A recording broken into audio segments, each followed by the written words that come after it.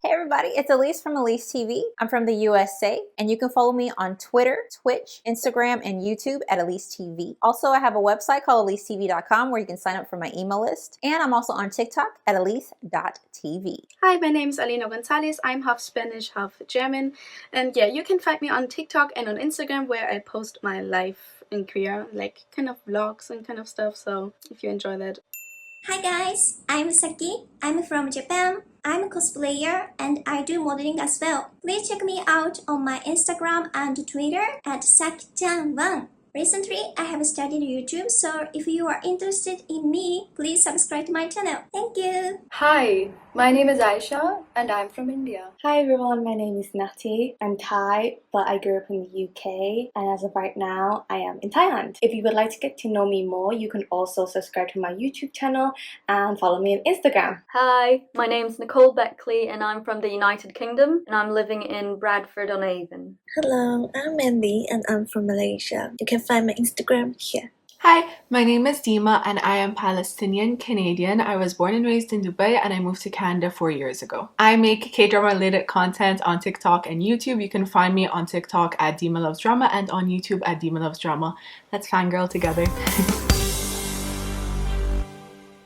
Last October 25, the Philippines crowned its newest Miss Universe Philippines, and like the past years, it was a big event widely talked about throughout the country. On the other hand, in other countries, the popularity of beauty pageants have rapidly declined. Along with this, our movements aim to stop these pageants the same way they triumphed over the cancellation of the annual Victoria's Secret fashion show. However, in the Philippines, pageants like Miss Universe are still a very big deal and widely talked about. Those who actually win titles in major beauty pageants are even considered sources of national pride alongside national treasures. So to start off, where does your country find national pride? 4th of July is definitely a really big holiday. I'm pretty sure it's one of the biggest ones. It's during the summertime, and Americans celebrate this because we celebrate our independence. That's our Independence Day. I can say from Germany and Spain that they feel very proud about the soccer players. And I can say that Spain is really proud of the food and the flamenco dance, with the pretty ass dresses and Japanese people are proud of cleanliness. Since childhood, we have been educated to clean our own classrooms, schools, and even toilets. And secondly, Japanese diet. The Japanese diet is low in calories and extremely nutritious because it is well balanced, featuring more fish than red meat, lots of vegetables, and fermented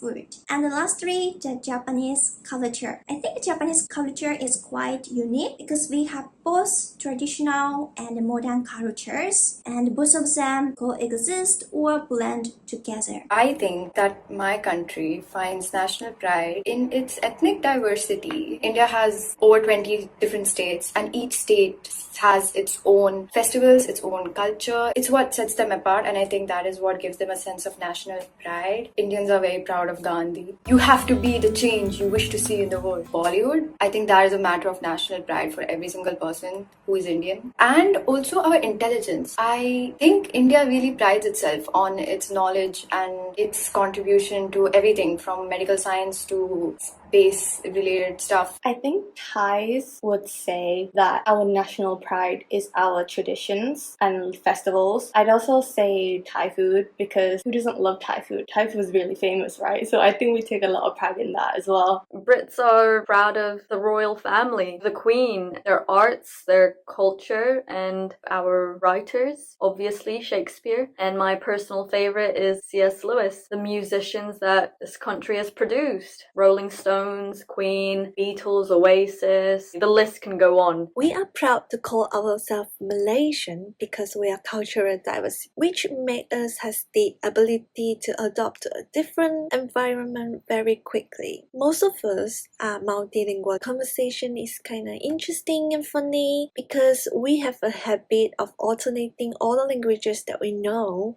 when speaking. We have amazing food. Trust me, Malaysia has better bak kut teh than Singapore. I think Canadian national pride comes out of our values. So openness, diversity, multiculturalism, all of these things are super, super important to Canadians. I think a Canadian calls himself Canadian when they have those values added with respectfulness, kindness, all the things that makes a human being, I think Canadians have. When you hear the term Miss Universe, what comes to your mind? So when I see the word Miss Universe, what comes to mind is someone that is not just beautiful from the outside, but also a beautiful person within. Somebody that's a leader, someone that people can idolize and really emulate. Overall, great role model for young women and women all around the world. Pretty women from different countries, and every country has their own beauty standard and their own pretty girls. So I think it's pretty interesting seeing pretty girls from around the world, I don't really know a lot from like Miss Universe, so. By emerging a stunningly beautiful lady selected among competitive contestants. Miss Congeniality, Sandra Bullock. Otherwise, chicken.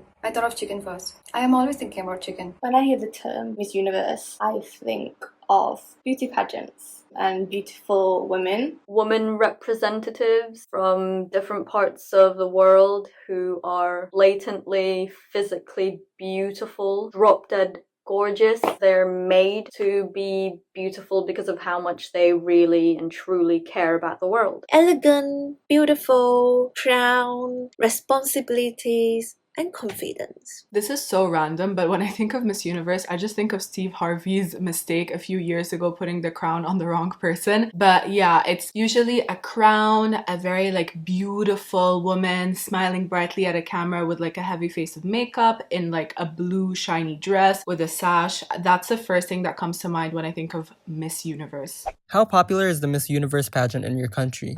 I don't really feel like a lot of people really talk about Miss Universe much. I mean, besides like the media, but like, everyday people, I don't really ever have those type of conversations or find people to have those type of conversations about Miss Universe. I almost want to say it's not really that popular. I've seen it before, like on TV and stuff like that, but I've never really like, stayed up to date every year when it's airing or anything like that. I don't know if I'm the only one, but I didn't even know that Germany has a Miss Universe.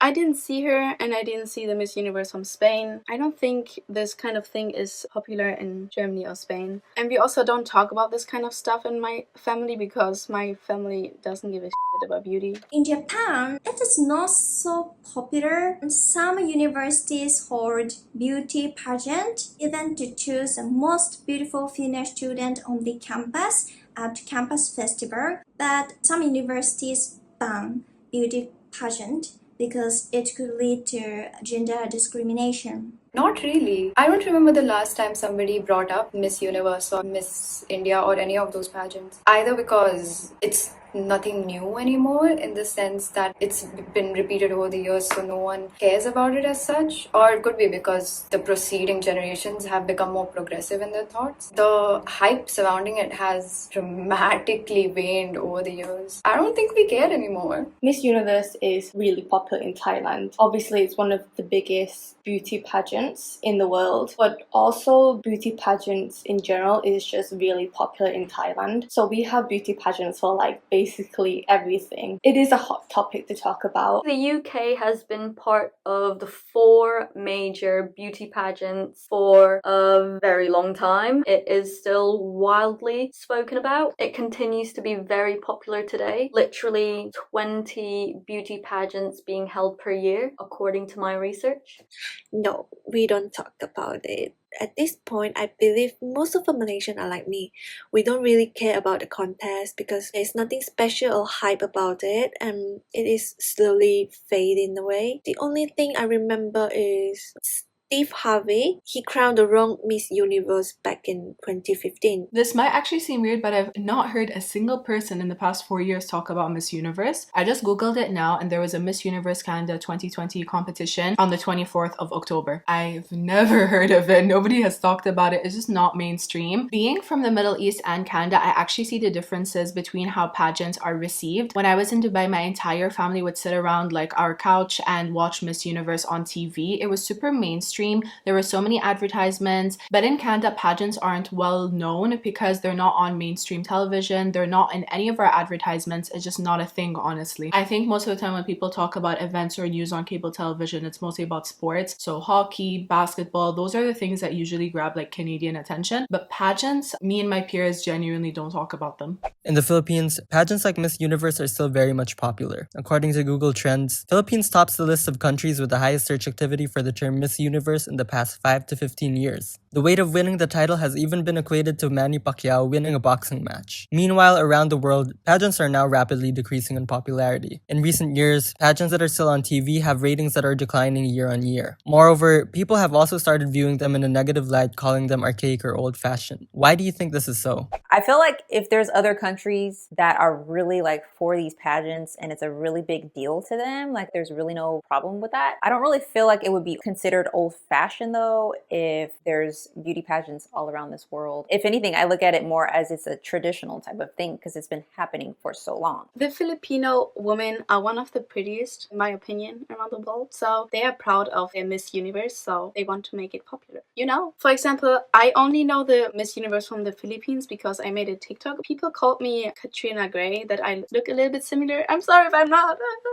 But yeah, the only Miss Universe I know is Katrina Gray. I think it is because our gender awareness is rising. Maybe some people feel only appearance is evaluated in beauty pageant, which could lead to sexual objectification. All these pageants are deep rooted in these regressive notions that being tall and skinny makes you beautiful. I'm neither of those. But that doesn't mean that I think that I'm any less beautiful. Love yourself first. So there's a really dark side to beauty pageants. And I think most people are aware of this. They're pitting women against one another based on their physical appearance. And there's a lot of issues to it. So I can see why people think that it is very old-fashioned. I know like nowadays it has been evolving and like they do judge people on their intelligence and confidence, but still beauty is still a main criteria for these beauty contests. Probably because we're getting results from how these events are affecting women today. I understand that this can be dated all the way back from 50s, 60s, and if you look through history and watch carefully how much these worldwide events have affected the way women looked at themselves, there is a massive percent of women who undergo depression, have very low self-esteem, and have the need to comply to society's definition of beautiful. Every pageant is tall and skinny, but how about those are fat and short? We are starting to discuss about the same standard on grooming. You can't just decide if the person is good or bad based on their appearance or body shape. They may have a different personality when the lights off. When you think of the word pageant, you think of beautiful, tall, slender women. And I think now in an era where we're trying to portray realness more, pageants are becoming archaic. When you look on social media nowadays, we finally see like plus size representation, all of these things that are not necessarily shown in a Miss Universe pageant. I think nowadays when people look more and more upon social media, they start feeling worse about themselves and their like body image. And I think Miss Universe is the highest amount of self-esteem depression you can have about body image. And I think that's why a lot of people these days probably think that it's old-fashioned and archaic. As mentioned earlier, there have been movements to ban or cancel pageants. But in your own opinion, do you think that pageants like Miss Universe should continue in the future? I feel like it should still continue. I don't think it's something that should stop. I do feel that in order to empower women more, the part of where they have to wear a swimsuit, I feel like that doesn't really empower a woman because it's going to make the people more interested in what they physically look like and not focus more on who they are in the inside and how intelligent they are. I think that is more empowering, being a smart, strong woman as compared to just being physically attractive. I think we should continue doing this Miss Universe thing because it makes people proud of their country. I feel like when the Filipino women or like people look back to their Miss Universe, they're like, yes, This is the Philippines.